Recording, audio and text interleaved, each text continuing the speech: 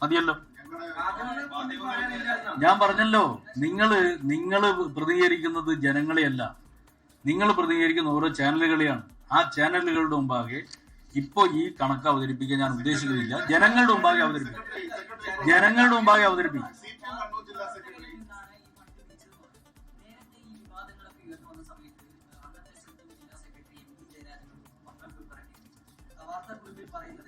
ബഹുജനങ്ങളിൽ നിന്ന് ഫണ്ട് നീക്കുമ്പോൾ തന്നെ ഇക്കാര്യങ്ങളെല്ലാം പറഞ്ഞതാണ്.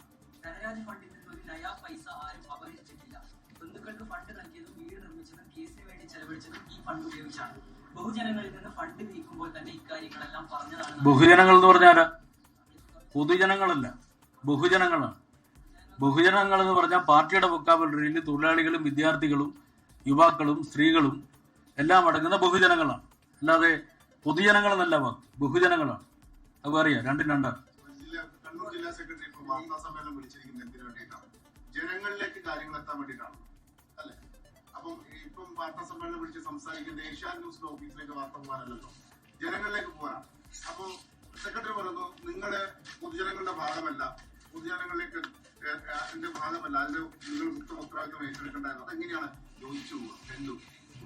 അല്ല, അതില് ജനങ്ങളോട് പറയാൻ വേണ്ടി തന്നെയാണ്. പക്ഷെ അതിന്റെ അർത്ഥം ഈ ജനാഭിപ്രായത്തെ പ്രതിഫലിപ്പിക്കുന്നവരാണ് നിങ്ങൾ എന്ന് അർത്ഥമില്ലല്ലോ. നിങ്ങൾ റെപ്രസെന്റ് ചെയ്യുന്ന ഏഷ്യാനെറ്റിനെയാണ്. പക്ഷെ നിങ്ങൾ ഏഷ്യാനെറ്റിന്റെ വ്യൂ ആണ് നിങ്ങൾ അവതരിപ്പിക്കുന്നത്. ആ വ്യൂ വെച്ചുകൊണ്ട് തന്നെ നിങ്ങളുടെ ചോദ്യത്തിന് ഏഷ്യാനെറ്റിന് മുമ്പാകെ കണക്ക് അവതരിപ്പിക്കാൻ താല്പര്യമില്ല. അത്രയേ ഉള്ളൂ.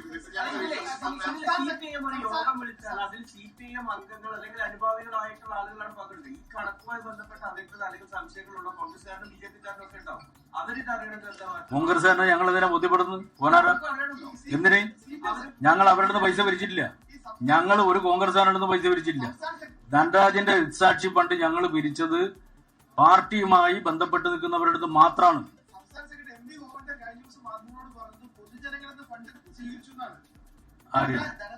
അങ്ങനെ അദ്ദേഹം പറഞ്ഞു എന്ന് എനിക്കറിയില്ല. അങ്ങനെ അദ്ദേഹം പറഞ്ഞു പൊതുജനങ്ങളല്ല ബഹുജനങ്ങൾ എന്നായിരിക്കും അദ്ദേഹം പറഞ്ഞിട്ടുണ്ടാവും. അത് നിങ്ങളുടെ കാഴ്ചപ്പാടാണ്. ബഹുജനങ്ങളിൽ നിന്ന് ഫണ്ട് ശേഖരിച്ചു എന്നാണ് പറഞ്ഞത്. പാർട്ടിയുടെ സംസ്ഥാന സെക്രട്ടറി എന്നോട് നിർദ്ദേശിച്ചത് മാധ്യമങ്ങളോട് പറയാനല്ല, എന്നോട് നിർദ്ദേശിച്ചത് അവിടെയുള്ള പാർട്ടിയുമായി ബന്ധപ്പെട്ടിരിക്കുന്ന ബഹുജനങ്ങളുടെ മുമ്പാകെ ഈ വരവ് ചെലവ് കണക്ക് അവതരിപ്പിക്കണം എന്നാണ്.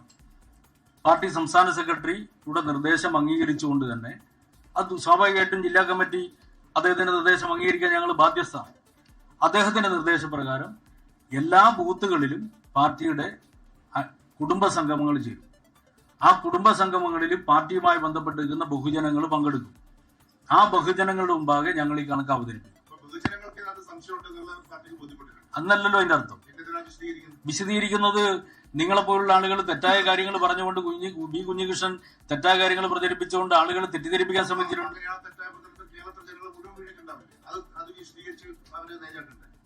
അല്ല അതില് ഞാൻ നിലപാട് ഞാൻ പറഞ്ഞല്ലോ, ജനങ്ങൾ തെറ്റിദ്ധരിപ്പിക്കപ്പെട്ടു, നിങ്ങൾ തെറ്റിദ്ധരിപ്പിക്കാൻ വേണ്ടി ശ്രമിച്ചിട്ടുണ്ടാവും. ഏതാ തെറ്റിദ്ധരിപ്പിക്കാൻ നിങ്ങൾ ശ്രമിച്ചു? ഞാൻ ചോദിക്കട്ടെ, തെറ്റിദ്ധരിപ്പിച്ചിട്ടാണെങ്കിൽ ഇപ്പോ പാർട്ടിയുടെ ജാഥ നടന്നല്ലോ, സംസ്ഥാന ജാഥ. നിങ്ങൾ തെറ്റിദ്ധരിപ്പിച്ച പോലെ കള്ളന്മാരുടെ പാർട്ടിയാണ് ഈ പാർട്ടിയെങ്കിൽ ആ കള്ളന്മാരുടെ പാർട്ടിയെ പിന്തുണക്കാൻ വേണ്ടിയിട്ട് നാട്ടുകാർ മുഴുവൻ വരുമോ? നിങ്ങളെല്ലാവരും കണ്ടല്ലേ. നിങ്ങൾ തെറ്റിദ്ധരിപ്പിക്കാൻ ശ്രമിച്ചിട്ടുണ്ടാവും. ആ തെറ്റിദ്ധരിപ്പിക്കാൻ വേണ്ടി ശ്രമിച്ചതിനെ പ്രതിരോധിക്കാൻ ഞങ്ങൾക്കറിയാം. ഞങ്ങൾ തെരഞ്ഞെടുത്തിട്ടുള്ള പ്രതിരോധിക്കാനുള്ള വഴി പാർട്ടിയുമായി ബന്ധപ്പെട്ട ബഹുജനങ്ങളുടെ മുമ്പാകെ വരവ് ചെലവ് കണക്ക് അവതരിപ്പിക്കുക എന്നുള്ളതാണ്. ഒരു പാർട്ടി രക്തസാക്ഷിയുടെ പേരിൽ പിരിച്ച ഫണ്ട് ആ കുടുംബത്തിന് നൽകിയതിനകത്ത് ആ കുടുംബത്തെ ആദ്യം സഹായിച്ചു, ആ കുടുംബത്തിന് വീട് വെച്ച് നൽകിയതിൽ പോലും കൃത്രിമമുണ്ടെന്നും ആ ഫണ്ടിൽ ബാക്കിയുള്ളത് കുറച്ച് പാർട്ടി ഓഫീസ് നിർമ്മാണത്തിന് മാറ്റിവെച്ചു, കുറച്ച് സ്വന്തം അക്കൗണ്ടിലേക്ക് മാറ്റി എന്നൊക്കെ ഒരു നേതാവ്, ഞങ്ങളെ പുറത്തുള്ള ആളുകൾ മാധ്യമപ്രവർത്തനമല്ല പറഞ്ഞത്, താങ്കളുടെ ജില്ലാ കമ്മിറ്റിയിൽ താങ്കളുടെ സഹപ്രവർത്തകരായിട്ടുള്ള ബി കുഞ്ഞികൃഷ്ണനാണ്, അദ്ദേഹമാണ് എക്സ് ആകുന്നതിന് മുമ്പ് അദ്ദേഹമാണ് ഇത് പറഞ്ഞത്. അത് സമൂഹത്തിൽ ഒരു കമ്മ്യൂണിസ്റ്റുകാരൻ പറയുമ്പോൾ ജനങ്ങൾ വിശ്വസിച്ചാൽ അത് മാധ്യമങ്ങളുടെ പ്രചാരണമില്ലല്ലോ. അല്ല, ജനങ്ങൾ വിശ്വസിച്ചാലല്ലേ. അതിൽ ജനങ്ങൾക്ക് പാർട്ടി അറിയാം. പാർട്ടി എന്താണെന്ന് ജനങ്ങൾക്ക് കൃത്യമായിട്ട് അറിയാം. അതിൽ ബി കുഞ്ഞികൃഷ്ണൻ, ഞാൻ പറഞ്ഞല്ലോ, ബി കുഞ്ഞികൃഷ്ണൻ പാർട്ടിക്ക് മുമ്പിൽ ഉന്നയിച്ചിട്ടുള്ള ചില കാര്യങ്ങൾ, ആ കാര്യങ്ങൾ ഒരു വിധത്തിലും ചില കാര്യങ്ങൾ പ്രശ്നമുണ്ട്, ഇല്ല ഞാൻ പറയുന്നില്ല. എന്താ പ്രശ്നം? ഇനിയിപ്പോൾ പ്രശ്നമുണ്ട് എന്ന് പറഞ്ഞ കാര്യം മാത്രം എടുത്തിട്ട് കൊടുക്കണ്ട. എന്താ പ്രശ്നം? ആ പ്രശ്നം എന്ന് പറഞ്ഞാൽ 4 വർഷം നീണ്ടു നിൽക്കുന്ന ഒരു കാലയളവിലാണ് വരവ് ചെലവ് കണക്ക് അംഗീകരിച്ചത്. എന്ന് പറഞ്ഞാൽ ഒരു സമ്മേളന കാലയളവ് 3 വർഷമാണ്. ആ ഒരു സമ്മേളന കാലയളവിൽ കൂടുതൽ 4 വർഷക്കാലം എടുത്തിട്ടാണ് വരവ് ചെലവ് കണക്ക് അംഗീകരിക്കുന്നത്.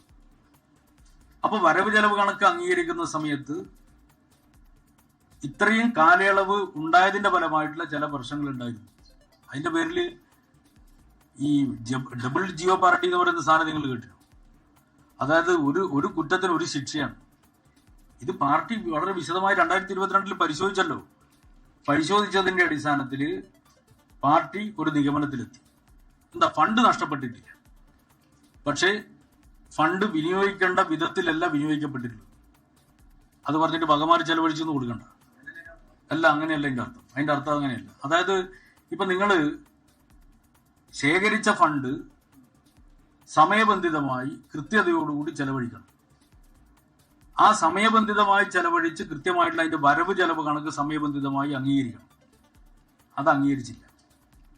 അങ്ങനെ അംഗീകരിക്കാത്തതിന്റെ പേരിൽ ഓഫീസ് സെക്രട്ടറി ആയിട്ടുള്ള സഖാവിനെ പാർട്ടിയിൽ നിന്ന് സസ്പെൻഡ് ചെയ്തു.